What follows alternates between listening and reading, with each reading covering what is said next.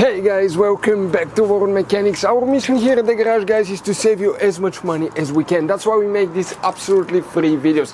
Let's go ahead and start on it now.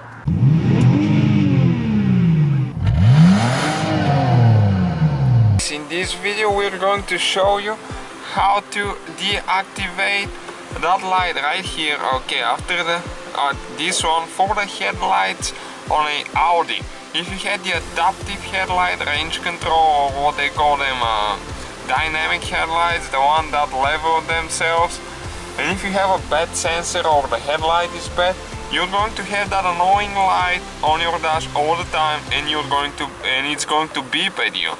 So in our case, the customer doesn't want to spend the money to buy new headlights. The headlights are defective, not the sensor this time, and he just asked us if we can deactivate it for him. So today we're going to show you how to do it. Pretty simple. Some people think that they need to use vac coil, but you can fix it yourself pretty simple. Let me show you how to do that.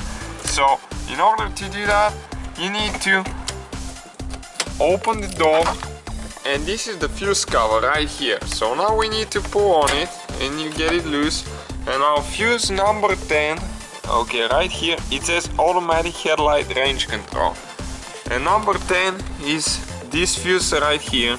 It's a 5 amp, and you can just pull it like that, and we're going to start the vehicle without it and see what happens. Okay guys, you see we started the car now, and the annoying light is gone, and you can see we even turned the lights on and it's still not there, no warning light. Thank you guys for watching us. Don't forget to subscribe.